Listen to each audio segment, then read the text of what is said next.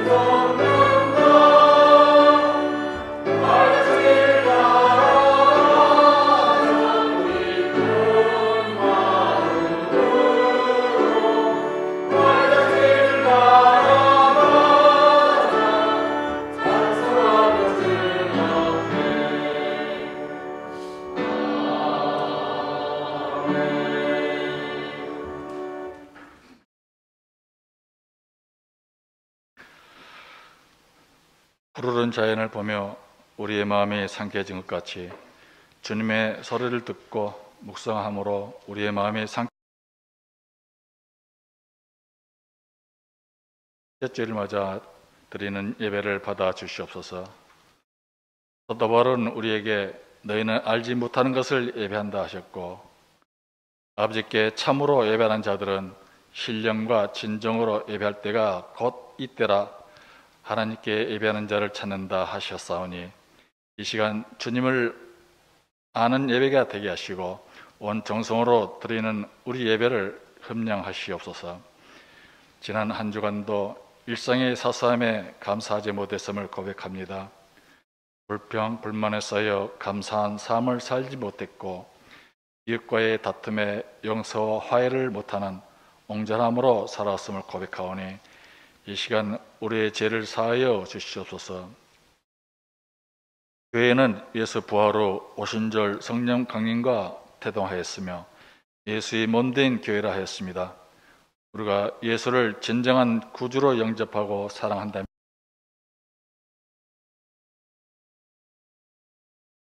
왜 소홀함이 없이 교회 생활에 열심을 낼 수 있게 우리의 심령을 붙들어 주시옵소서. 코로나 팬데믹이 서서히 누그러지면서 사회적 거리두기 완화와 모임이 해제되는 시기에 우리의 믿음이 해이해지지 않게 지켜주시옵소서. 이 나라를 돌봐 주시사 사악한 영들이 발붙지 않도록 유정자들에게 지혜를 주시고 맑은 눈을 주셔서 공평한 세상이 되게 하시며, 귀를 열어주셔서 백성들이 무엇을 구하는지 올바로 판단하게 하시옵소서. 교회의 장로님과 권사님들의 건강을 지켜주시어 언제나 동일한 자리에서 예배 볼 수 있게 지켜주시옵소서.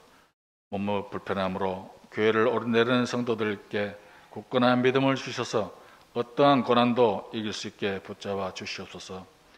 함께하지 못한 권석들이 어디에 있든지 동일한 축복과 평안을 주시옵소서. 내일부터 안식일 위해 여행을 떠나시는 목사님과 가족들을 성령께서 건강한 모습으로 뵙기를 기도합니다. 목사님 통해서 우리에게 주시는 말씀에 기쁨이 솟게 하시고 마음의 위로를 받아 한 주간 승리하는 삶이 되기를 원하며 부활하신 예수 그리스도를 받들어 기도드립니다. 아멘.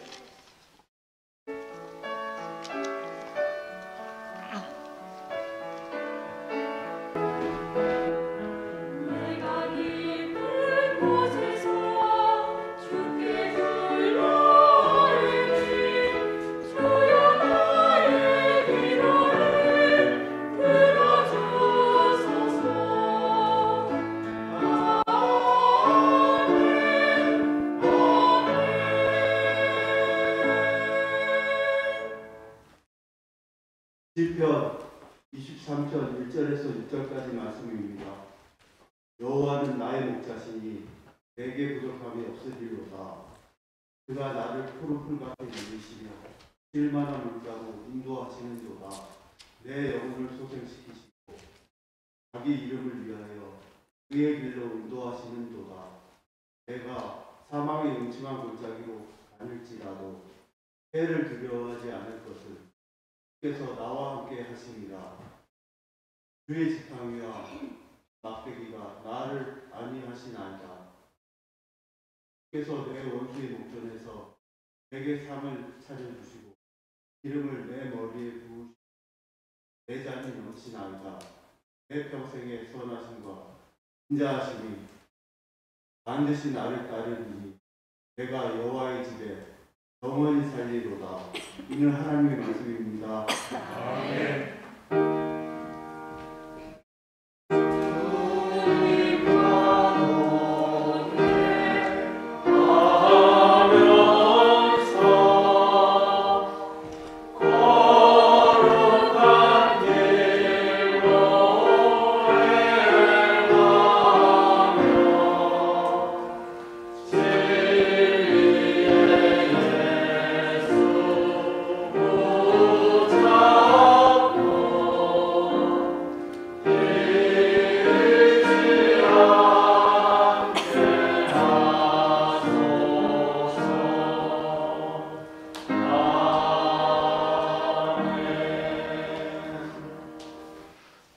우리들에게 주시는 하나님의 말씀 다니엘서 4장 1절로부터 9절 말씀입니다. 느부갓네살 왕은 천하에 거주하는 모든 백성들과 나라들과 각 언어를 말하는 자들에게 조서를 내리노라. 원하노니 너희에게 큰 평강이 있을지어다. 지극히 높으신 하나님이 내게 행하신 이적과 놀라운 일을 내가 알게 하기를 즐겨하노라. 참으로 크도다 그의 이적이요 참으로 능하도다 그의 놀라운 일이요 그의 나라는 영원한 나라요 그의 통치는 대대에 이르리로다. 나 느부갓네살이 내 집에 편히 있으며 내 궁에서 평강할 때에 한 꿈을 꾸고 그로 말미암아 두려워하였으니 곧 내 침상에서 생각하는 것과 머릿속으로 받은 환상으로 말미암아 번민하였었노라. 이러므로 내가 명령을 내려 바벨론의 모든 지혜자들을 내 앞으로 불러다가 그 꿈의 해석을 내게 알게 하라 하였더라. 그때 박수와 술객과 갈대아 술사와 점쟁이가 들어왔으므로 내가 그 꿈을 그들에게 말하였으나 그들이 그 해석을 내게 알려주지 못하였느니라. 그 후에 다니엘이 내 앞에 들어왔으니 그는 내 신의 이름을 따라 벨드사살이라 이름한 자요 그의 안에는 거룩한 신들의 영이 있는 자라. 내가 그에게 꿈을 말하여 이르되 박수장 벨드사살아 내 안에는 거룩한 신들의 영이 있은즉 어떤 은밀한 것이라도 내게는 어려울 것이 없는 줄을 내가 아노니 내 꿈에 본 환상의 해석을 내게 말하라. 이 말씀 가운데 성령께서 함께 하시기를 기원합니다.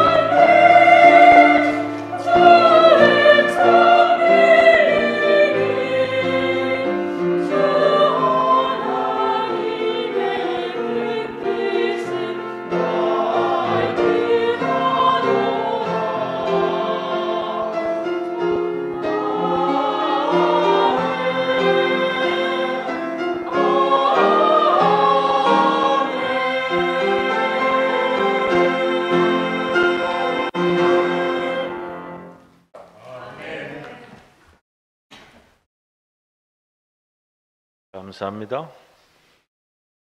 느부갓네살 왕은 바벨론 제2대 왕입니다. 바벨론 중흥기를 이끈 역사의 불가사의 7대 불가사의 하는 내용 중에 바벨론의 공중정원 이야기가 나오는데 그때의 왕이 또 느부갓네살 왕이기도 합니다. 예루살렘을 정복해서 포로로 끌고 간 왕으로 우리는 기억합니다. 지난주 우리가 나눈 말씀이 있죠. 좀 기억시켜드리고 오늘 말씀을 시작하려고 하는데 금신상을 건립하고 바벨론 제국 관리들로 하여금 경배하게 하였지만 사드락, 메삭, 아벳느고가 이를 거부했습니다. 그 결과로 풀무불에 던져지는 형벌에 처해지는데 하나님께서 그들을 구원하셨다. 풀무불 속에 네 사람, 우리가 풀무불과 같은 세상에 살 때에 함께한 네 번째 인물처럼 우리 가운데 임재 동행하시는 주님에 대한 말씀을 지난주에 나누었습니다. 4장이 시작되면서 1절에서 3절 말씀을 보면 느부갓네살 왕이 풀무불에서 자기 백성을 구원하신 하나님을 찬송하는 구절로 시작합니다.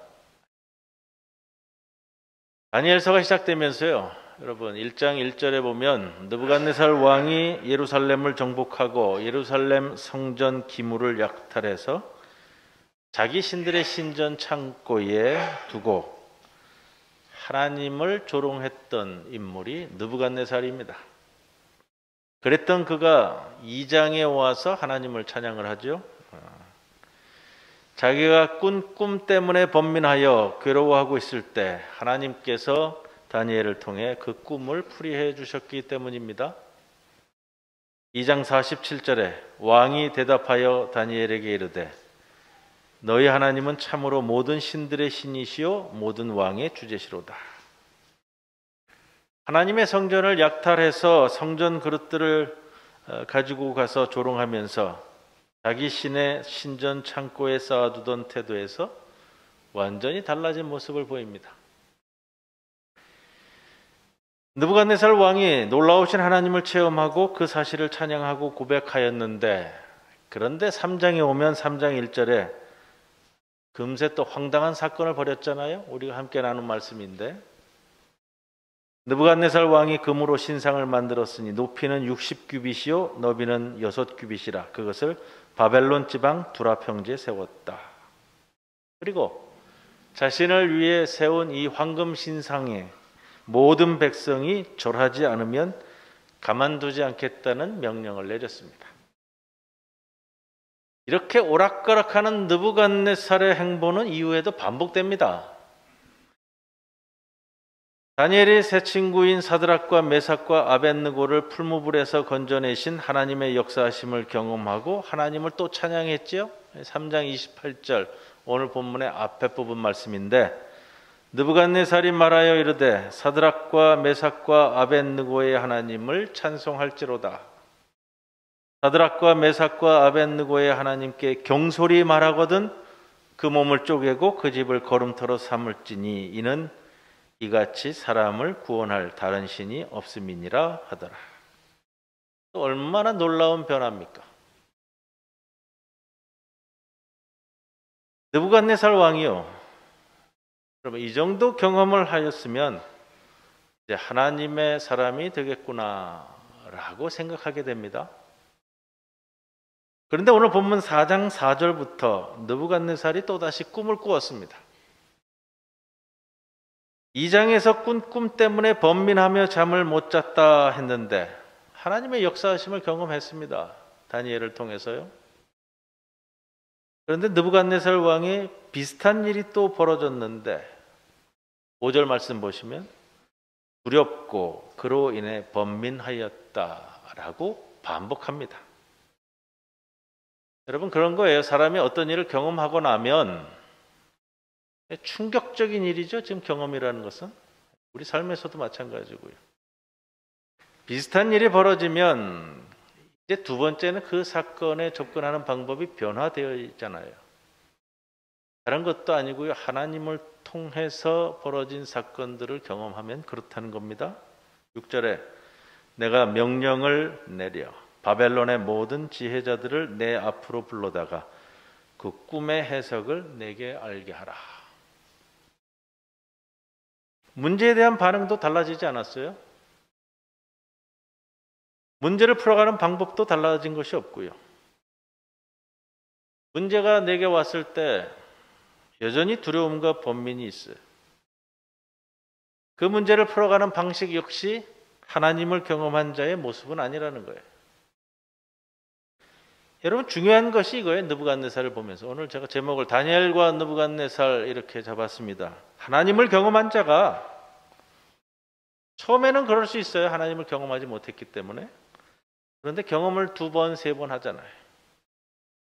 다니엘을 통한 꿈 해석을 받았고 다니엘의 세 친구들이 풀무불에서 타죽지 않고 나오는 모습과 네 번째 인물이 임재 동행하는 모습을 자기 눈으로 다 봤다고요. 그런데 느부갓네살이 하는 행동은 그가 경험한 것과는 따로 논다는 거예요. 이것을 보면서 우리가 생각할 부분들이 깊어요. 다니엘서를 시작하면서 강조드린 부분이 그거잖아요. 바벨론과 같은 세상에서 살아가는 우리 그리스도인들이 다니엘과 느부갓네살의 이 모습을 보면서 우리가 살아가야 할 메시지를 찾아야 한단 말입니다. 느부갓네살의 모습이 3500년 전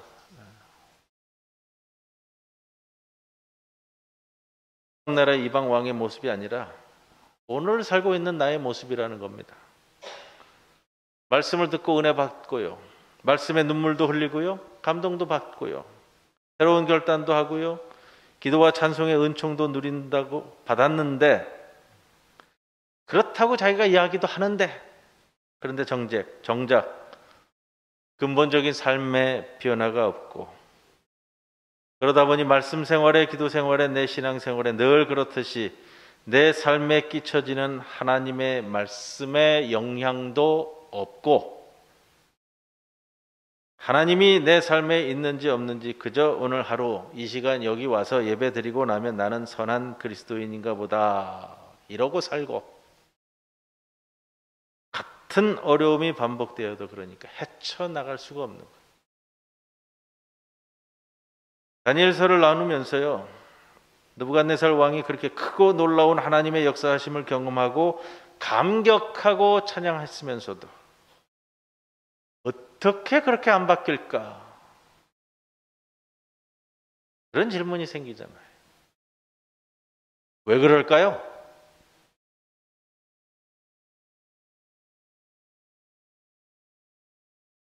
우리 인간이 원래 그런 것 같아요. 느부갓네살은 그런 놀라운 체험이 있음에도 불구하고 왜 그렇게 변화되지 않을까? 참 놀라운 변화잖아요. 풀무불 속에서 타죽지 않고 네 사람이 움직이는 것을 내 눈으로 봤다고요. 여러분, 이게 우리의 인식에서도 마찬가지예요. 예수님이 이 땅에 오셔서 복음을 전하면 다 믿고 다 구원받을 것 같아요? 예수님이 왜 십자가에 매달려 돌아가셨어요? 예수님이 직접 얘기해도 안 받아들이는 사람은 안 받아들여요. 예수님이 내 눈 앞에서 승천하는 모습을 보고도 제자들이 의심했다 그러잖아요. 그게 인간이에요, 여러분.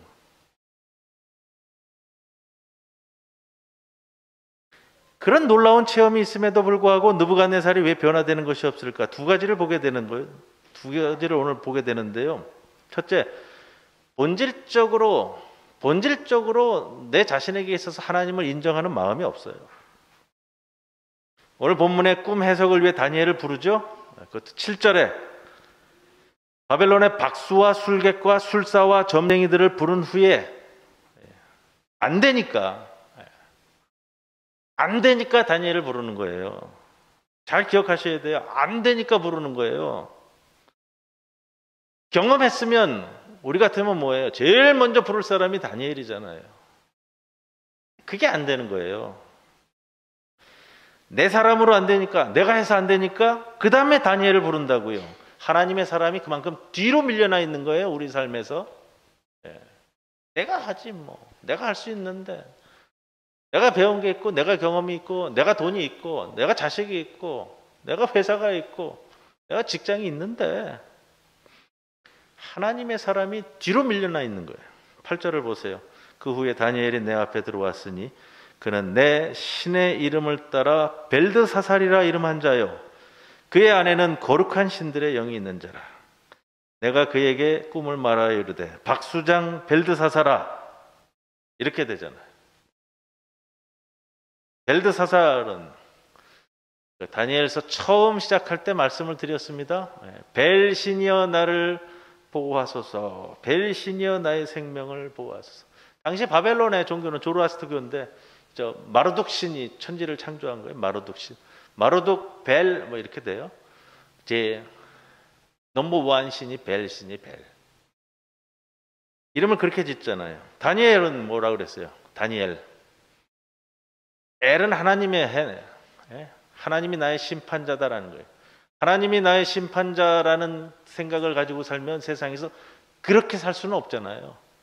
다니엘의 이름은 하나님의 신앙을 근거로 한 거고요. 벨드사살은 벨신을 근거로 한 이름이란 말이에요. 느부갓네살은요, 느보신이여 나를 지켜주소서예요. 느보신은 바벨론 종교에서 이 넘버 2의 2. 그러나 1이나 2나 다 비슷해요. 느부갓네살은 느보신이여 우리의 국경을 지켜주소서, 정확한 뜻은 그렇게 되는데 왕의 이름이 그렇게 되는 거예요. 아마 그 일대 왕이었던 아버지가 물려주면서 이 아들에게 느부갓네살, 느보신이여 이 나라의 국경을 지켜주소서, 이렇게 이름을 지은 것 같아요.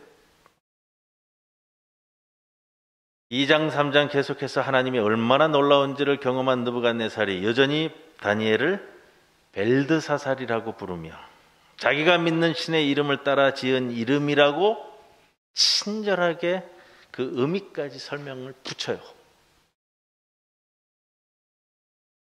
이 뭘 의미하는가? 다니엘서가 우리에게 짚어주는 거예요. 이러한 놀라운 경험 앞에서 느부갓네살이 일시적으로는 가슴이 뜨거워지고 감동받았지만 근본적으로는 생각과 사고의 중심이 하나님이 중심이 아니라 나예요, 나. 내가 이루는 대로. 제가 안경을 씁니다. 안경을 쓰는데 한때는 시력이 좋았어요, 저도. 아직도 제가 가까이에 있는 것 책들 보는 데에는 안경을 쓰지 않아도 돼요. 제가 오늘도 안경을 중간에 벗었는데 김이 껴가지고 벗었습니다. 원고를 보는 데는 안경이 필요하지는 않아요. 멀리 있는 것 보거나 운전할 때는 안경이 필요한 상황이에요. 제가 지금 안경을 벗었기 때문에 여러분들 얼굴이 명확하게 보이지는 않아요. 근데 항상 우리가 예배드리던 우리 성도들이니까 누구시구나라는 것은 아는데, 새로운 분이 또 몇 달 만에 누가 이렇게 들어오시면 제가 안경을 벗고 있으면 잘 구분이 안 되는 건 사실이에요. 안경이 있어야만 돼요. 그래서 제가 안경이 있어야만 한다는 거예요. 그리스도인에게는 성경을 통해, 하나님을 통해 하나님의 시각으로, 하나님의 마음으로 세상을 보는 시각이, 그렇게 세상을 마주하는 심령이 있어야만 한다는 거예요. 이걸 뭐라고 하죠? 하나님의 주권을 인정하는 삶이라고 요약해서 말씀드릴 수 있어요. 하나님의 주권을 인정하고 하나님의 주권을 존중하고. 요즘은 이제 신세대들이 오면서 이 단어를 이렇게 조율을 하면서 좀 바꿔가는데, 요즘 신학계에서는 하나님의 말씀에 대한 순종이라는 표현보다는 요즘 존중이라는 표현으로 좀 바꿔가고 있더라고요. 왜 그러냐면 요즘 젊은 세대들에게 이 순종이라는 말을 자꾸 하니까 굉장히 자유스러운 세대에게는 이 순종이라는 말이 굴종처럼 느껴지나 봐요. 그러나 조금 유화시켜 갖고 하나님의 말씀에 대한 존중, 여러분이 하나님의 말씀을 존중하고 사느냐 무시하고 사느냐라는 거예요. 내가 하나님을 무시하면 하나님도 나를 무시할 거고요. 내가 하나님을 존중하면 하나님도 나를 존중해 주실 거고요. 하나님의 주권을 인정하는 삶, 아주 인정하는 거를 요즘 젊은 사람들 표현으로 뭐라고 하는지 아세요? 킹정이라고 그래요. 킹정. 그러니까 우리 저 유자 선생님 웃잖아요. 여러분들 아세요? 정말로 인정하는 것을 킹정이라고 그래요. 킹정. TV에 가끔 나와요. 저는 TV는 잘 안 보지만. 하나님의 주권을 인정하고 사는 심령. 느부갓네살 왕에게는 없었고 다니엘에게는 있는 겁니다. 다니엘 2장에 왕의 꿈을 해석할 때 2장 16절에 왕의 명령을 받은 후에 다니엘이 그러죠. 시간을 주시면 2장 할 때 제가 다 강조해 드렸어요. 시간을 주시면. 이건 뭐예요? 나는 못합니다. 나는 못하면 저는 할 수 없습니다. 당신이 무슨 꿈을 꿨는지 내가 어떻게 합니까? 하나님께 가죠? 새 친구들에게는 뭐 하죠? 기도를 부탁하고요. 다니엘이 어떻게 살아가는가 하는 게 보이잖아요. 그래서 제가 농담 반 진담 반이지만 진담이 센 거예요. 여러분들 오늘 점심을 먹을 때 여기 옥생관에 가서 하나님 오늘은 제가 우동을 먹을까요? 짜장면을 먹을까요? 그것도 묻고서 사시라고 그랬잖아요. 제가 오늘은 버스를 타고 갈까요? 지하철을 타고 갈까요? 그것도 묻고 사시라고 그랬잖아요. 하나부터 10까지 다 묻는 거예요. 여러분들 자녀분들이 있는데 자녀분들이 대학을 진학을 하고 직장을 잡는데 아버지 어머니한테 와가지고 제가 이 학교 갈 겁니다. 말도 안 하고 지멋대로 가고 이번에 직장이 이게 났는데 저 이거를 갈 겁니다. 다 정해졌어요. 아버지 다음 달 5일 날 저 결혼합니다. 오시든지 말든지. 하나님이 우리를 보실 때 그렇단 말이에요. 저 자식이 내가 평생을 키워왔는데 어느 날 다음 달 5일 날 결혼식 합니다. 하나님께 색시를 데려와서 저 이 아가씨하고 결혼할 겁니다. 그동안 기도해 왔고요. 주님 정말로 이 사람과 결혼하는 거에 대해서 하나님 어떠신지 제가 묻고 싶고 정말로 제 반려자인지 하나님께 묻고 싶고 다르잖아요. 느부갓네살 왕이 하나님의 역사하심을 경험하고도 근본적인 변화가 일어나지 않았던 두 번째는 그 하나님이 내가 경험한 그 하나님이 나의 하나님인가 하는 문제예요. 하나님의 능력에 감탄하며 그분을 찬양하는 느부갓네살 왕인데 그가 사용하는 표현을 주의 깊게 살펴보면 이렇게 나와요. 3장 28절 이하에 느부갓네살이 말하이르되 사드락과 메삭과 아벳느고의 하나님을 찬송할지로다. 그러므로 내가 이제 조서를 내리노니 각 백성과 각 나라의 각 언어를 말하는 자가 모두 사드락과 메삭과 아벳느고의 하나님을 하나님께 경솔히 말하거든. 언뜻 보면 하나님을 찬양하는 것 같은데 그러나 그것은 사드락과 메삭과 아벳느고의 하나님이지 나의 하나님이 아니라는 거예요. 2장 27절에도 왕이 대답하여 다니엘에게 이르되 너희 하나님은 참으로 모든 신들의 신이시오 모든 왕의 주제시로다. 느부갓네살 왕이 하나님을 찬양하지만 나의 하나님이 아니에요. 사드락과 메삭과 아벳느고의 하나님이고 다니엘의 하나님일 뿐이죠. 너희 하나님이라는 거예요. 너희 하나님. 이게 느부갓네살 왕이 가지고 있는 사고방식이에요. 같은 논리가 되겠는데요. 여러분 우리는 어떤 거라는 거예요.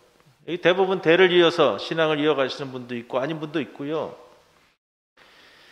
여러분 하나님이 나의 하나님이 아니라면 의미가 없어져요. 그래서 다윗 왕이 시편에서 그렇게 노래 부르잖아요. 나의 하나님이시여 나의 하나님이시여 계속 해요. 나의 하나님이시여. 이게 느부갓네살 왕과의 결정적인 차이입니다. 다니엘, 사드락, 메삭, 아벳느고에게는 하나님이 나의 하나님이에요. 나의 하나님이시기 때문에 하나님을 섬기는 일에 목숨을 걸 수 있었던 것이고 또 뜨거운 풀무불 속에서도 능력을 보게 되는 거예요. 여러분, 우리에게도 느부갓네살과 같은 면이 너무 많지 않은가 생각해 보셔야 돼요. 들은 풍월도 많고 성경도 꽤 알고 가끔씩 하나님의 역사도 경험했기 때문에 간증거리도 있어서 내가 이야기할 거리도 있어요. 그런데 여전히 나의 하나님이 아니라 내 부모의 하나님, TV 속의 하나님, 책 속의 하나님, 누구누구 간증 속의 하나님이라면 이게 내게 무슨 소용이 있겠는가라는 겁니다. 이것이 우리 신앙의 가장 치명적인 문제이기도 하고요. 오늘 어린이 주일인데 다음 세대인 우리 자녀들의 가장 큰 문제이기도 합니다. 오늘 시편 23편, 지난주에도 시편 23편 말씀을 드렸고요. 겹쳐지지만 오늘도 제가 시편 23편 들고 나왔습니다. 여호와는 나의 목자시니 내게 부족함이 없으리로다. 느부갓네살 왕이요 2장에서 다니엘에게 꿈을 해몽하라는 명령을 했을 때도 그 자리에서 얘기하지 않아요? 대신 시간을 달라고 요청했습니다. 왜죠? 나의 목자에게 물어보기 위해서. 다니엘과 느부갓네살의 차이잖아. 여호와가 나의 목자인지 아닌지. 양이 참 고약한 동물이라 그러잖아요. 말 안 듣는.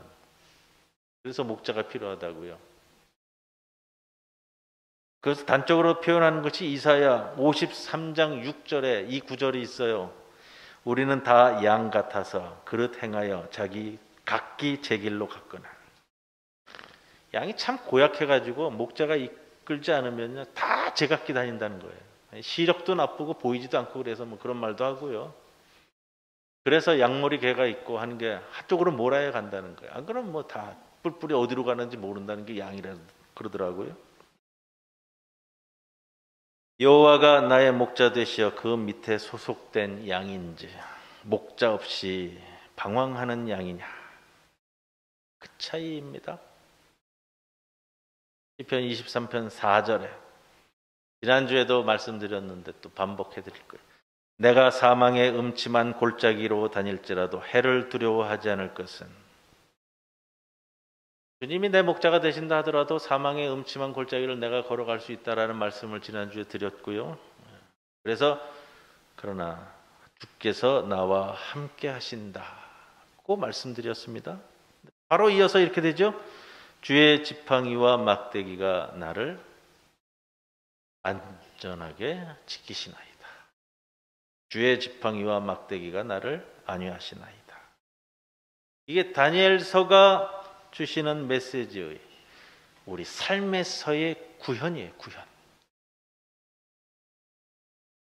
내 인생은 주의 지팡이와 막대기가 아니하고 있는가? 아니면 나는 내 인생을 내가 헤쳐나가면서 누구의 간섭도 받지 않고 나 잘 이렇게 잘 꾸려왔어. 나 혼자서도 잘해요. 라고 생각한다면 여러분, 그 사람은 느부갓네살입니다. 살아가면서 사망의 음침한 골짜기라는 풀무불과 고비가 우리 이 자리에 앉아있는 여러분의 삶에 없었던 이가 그 누구이겠습니까? 그런 표현도 써요. 살아가면서 중년 이상의 분들이 자살을 생각해 보지 않은 사람이 없다고 한다고요. 우리 삶이 그렇다는 거예요. 우리가 때로는 그렇게 내 길로밖에 갈 수밖에 없는 그런 양에 불과한 인생이지만 목자 되신 주님의 지팡이와 막대기로 다독다독 인도하심을 받아 그때마다 주님의 사랑으로 이렇게 견디며 살아오지 않았습니까? 라는 겁니다. 지금 돌이켜보면 여러분, 지금 돌이켜보면 그것이 다 주님의 지팡이와 막대기로 나를 이리저리 몰아오셨기에 여기까지 온 것이고요. 이것을 우리가 은혜라는 것으로 인정하고 그렇게 우리 삶을 뒤돌아볼 수 있는 것 아니겠습니까? 이 시각에서 내가 나를 조명해 보면 여러분 그런 생각이 들어요? 여러분은 다니엘입니까? 느부갓네살입니까? 교회는 다닌다면서 느부갓네살처럼 목자에게 묻지도 않고 자기 멋대로 살고 있지는 않은가 하는 겁니다. 그런데 실제로 그렇게 해도 별 탈이 없었고 이루는 것도 많았거든요. 다니엘처럼 일일이 주인의 결제를 받아 살아간다고 생각하면 그 자체가 이 자유스러운 세상에서 뭔가 좀 꿀리는 것 같고 번거롭고 이것 정도 하는 것은 그래서 주님께 묻는 것 자체를 생략하고 내 뜻대로 살아가고 있는가 점검하셔야 됩니다. 점검하셔야 돼요, 항상. 또 한 가지 무서운 것은 이런 게 있어요. 많은 그리스도인들이 시작은 다니엘로 해요. 시작은 다니엘로 하는데 느부갓네살로 전락한다는 거예요. 느부갓네살이 그렇게 많은 하나님의 은혜를 경험하고도 근본적으로 세계관이 바뀌지 않은 이유 중에 하나가 뭐죠? 가진 게 너무 많기 때문에 그래요. 오늘 본문에서 벗어납니다만 4장의 뒷부분에 29절에 가면 12달이 지난 후에 내가 바벨론 왕궁 지붕에서 거닐세 나 왕이 말하여 이르되 이 큰 바벨론은 내가 능력과 권세로 건설하여 나의 도성으로 삼고 이것으로 내 위엄의 영광을 나타낸 것이 아니냐. 어느 날 왕궁 지붕 위에 올라갔어요. 12달이 지난 다음에요. 이 꿈 해석이 있은 다음에 올라가서 바벨론 왕궁 위에서 바벨론 이 큰 도시를 내려다 보니까 참 멋있잖아요. 내가 봐도 내가 이룬 것이 대단하도다. 그거예요. 내가 봐도 내가 이룬 것이 참 멋지다. 옥상을 거닐다 보니 내가 이룬 것이 너무 많았습니다. 여러분 중요한 표현이 있어요. 12달이 지난 후에.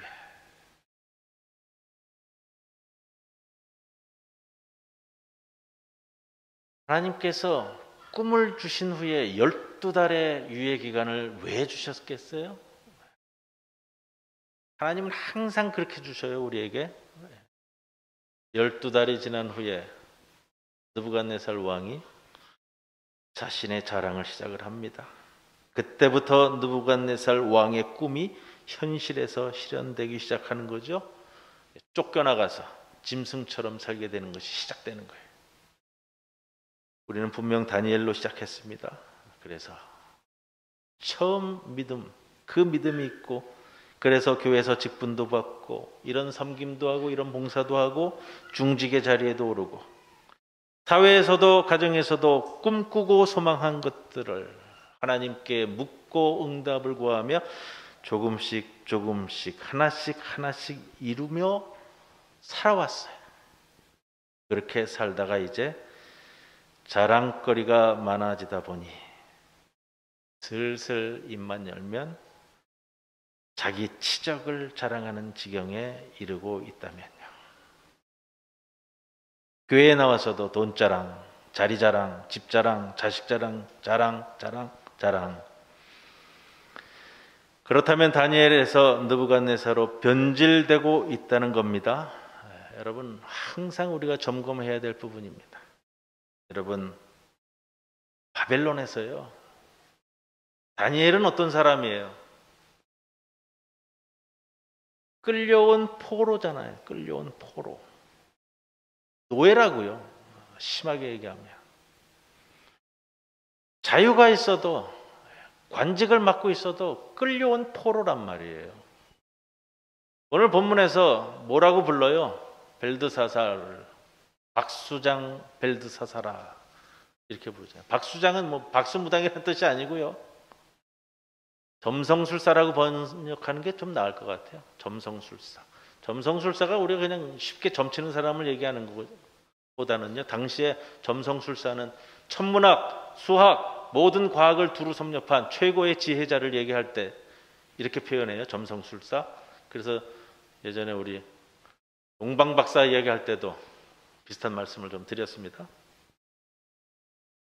왕이 명령을 내려서 이 사람 이름을 바꾸라 하면 다니엘이 꼼짝없이 벨드사살로 바꿀 수밖에 없는, 이것이 느부갓네살이 가진 권력이잖아요. 권력, 힘이라고요. 누가 감히 내 이름을 마음대로 바꾸겠어요? 내가 동의하지 않는데. 이름까지 바꿔버린다는, 정체성까지 바꾸겠다라는 표현인데, 그런데 다니엘서를 보면 분명 보이는 것은 느부갓네살이 왕으로서 주도권을 쥐고 있는 것 같은데, 느부갓네살을 이끌고 가는 것은 누구죠? 다니엘이에요. 여러분, 이걸 보셔야 돼요. 왕은 느부갓네살인데 바벨론을 이끌고 가고 있는 것은, 느부갓네살을 이끌고 가는 것은 다니엘이라는 말이에요. 바로 이것이 오늘 다니엘서를 보면서 우리가 주의 깊게 보아야 하는 겁니다. 그래서 저번에 제가 농담으로 그런 말씀드렸죠. 느부갓네살 왕. 이름 자체가 그렇잖아요. 느부갓네살이네. 갓네살이라고. 다니엘의 능력은 여러분, 세상에서 볼 수 없는 다른 차원의, 그리고 이제부터는 다니엘의 하나님 사드락과 메삭과 아벳느고의 하나님도, 여러분, 이제 그 하나님도 이제 나의 하나님으로 전환되어야 한다는 겁니다. 그럴 때 세상과 전혀 차원이 다른 능력의 삶을 살게 돼요. 하나님의 살아있는 역사를 경험하는 매일매일의 삶이 될 것입니다.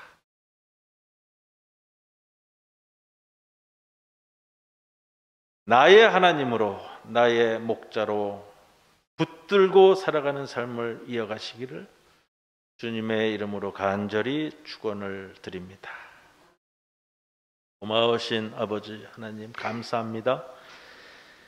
5월 가정의 달을 맞습니다.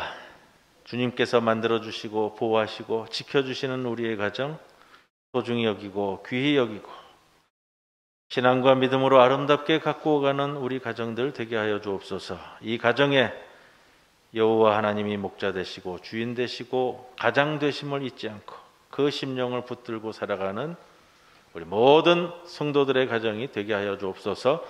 감사드리며 예수님의 이름으로 기도드리옵나이다. 아멘.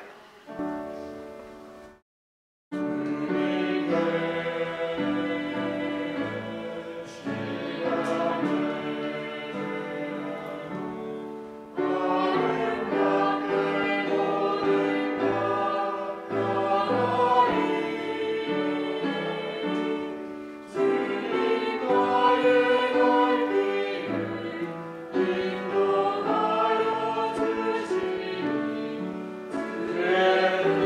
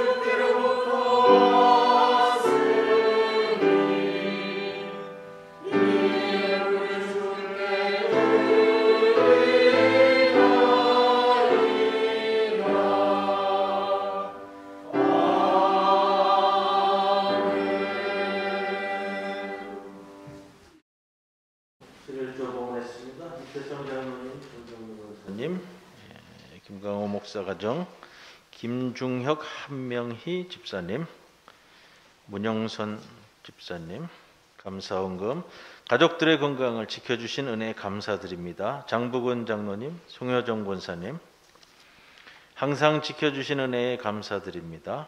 박윤배, 손은주 집사님, 기도드리겠습니다. 주님, 오늘부터는 주의 성전에서 기대와 설렘으로 시작하게 하여 주옵소서. 하늘을 볼 수 있는 마음의 여유와 꽃 향기를 느낄 수 있는 감성도 갖게 하여 주옵소서. 소소한 일상 속에서 감동하고 갑작스러운 일에는 담대하게 하여 주옵소서. 잘못을 솔직히 시인할 수 있는 용기와 남의 허물을 덮어줄 수 있는 포용력과 고난을 참을 수 있는 끈기도 주시옵소서. 날마다 말씀 묵상을 통해 삶을 성찰하며 하나님과 함께 동행하는 기쁨으로 우리의 삶을 충만케 하여 주옵소서. 이 기대와 소망을 안고 주님 앞에 봉헌합니다. 기뻐 받아 주옵소서. 11조 드리는 모든 성도들의 그의 삶의 현장을 아름답게 지켜주시고 늘 감사함으로 봉헌하는 그 손길도 기억하여 주시사 그 삶이 하나님께 드리는 감사가 끊어지지 않도록 그의 삶을 풍성히 인도해 주옵소서. 우리 모든 성도들 주님 앞에 나오면서 오늘 주정헌금으로, 하늘헌금으로, 장학헌금으로 우리의 몸과 마음을 함께 올려드리오니 기뻐 받아주시사 이 모든 예물이 주님의 이 세상에서 귀히 쓰여지게 하옵소서. 오직 감사만을 주님께 올려오며 예수님의 이름으로 기도드리옵나이다. 아멘.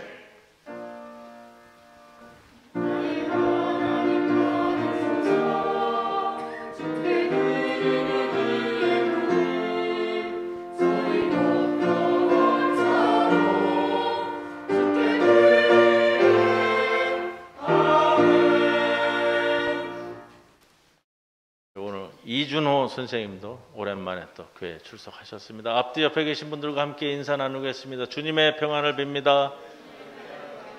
주님의 평안을 빕니다.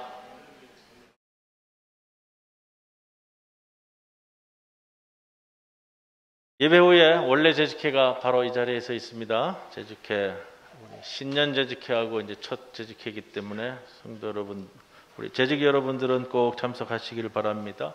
금년에 장애인 주일이 부활주일과 겹쳤습니다. 우리가 그 다음 주일도 지키고 그랬었는데 코로나 주간에는 또 긴 시간 지키지 못했습니다.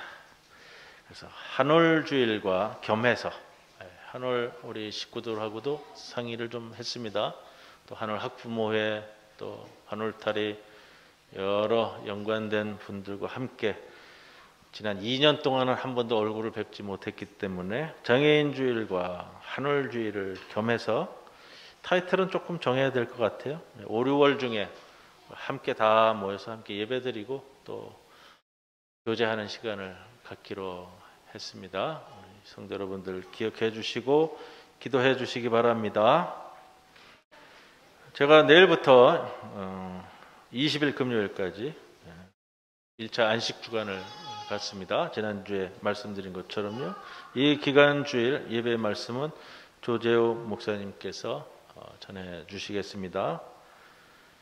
성도 여러분들께 부탁드릴 것은 늘 기도하시고 말씀 묵상에 게을리하지 마시고 코로나도 많이 지나가면서 활동하는데 여유가 있게 되었습니다. 또 날씨도 좋습니다. 제가 여러분들에게 예전에 늘 강조하던 말씀이 있는데 늘 기도하시면서 일주일에 한 번은 좀 교회 들르셔서 일부러라도 좀 교회 일주일에 한 번은 주일 말고 들르셔서 기도하고 가시라. 제가 안식 주간에 자리를 비울 텐데 여러분들이 조금 그런 면에 있어서 우리의 신앙을 좀 점검하셨으면 좋겠고 오셔서 기도하시고 교회도 좀 살펴보시고 부족한 것이 무엇이 있나, 내가 섬기고 봉사해야 될 것은 무엇이 있나 찾아보시고 화분에 좀 물도 주시고 금붕어에 밥도 좀 주시고 일주일 동안 또 굶고서는 토요일 날이나 겨우 밥 한 끼 얻어 먹으면 안 되니까 그 금붕어 우리 교회에서 이쪽 화장실 쪽에 있는 금붕어는 우리 교회에서 7, 8년씩 살았어요. 아시죠? 우리 식구라고요. 이쪽은 금년에 이제 우리 교회에 들어왔는데, 제가 안식주간 갔다 왔는데 막 싸그리 다. 무엇보다도 일주일에 한 번은 꼭 오셔서 기도하고 가시기를 제가 권면해 드립니다. 자, 모두 일어서셔서 우리 회회성 함께 찬송 드립니다.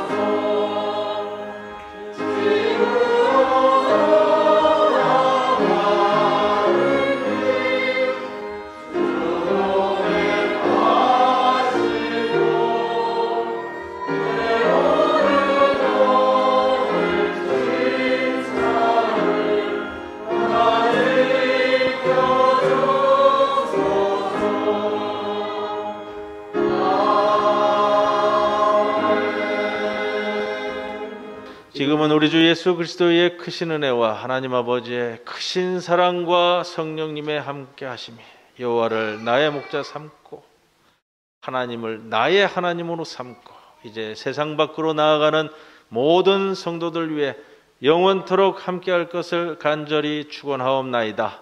아멘.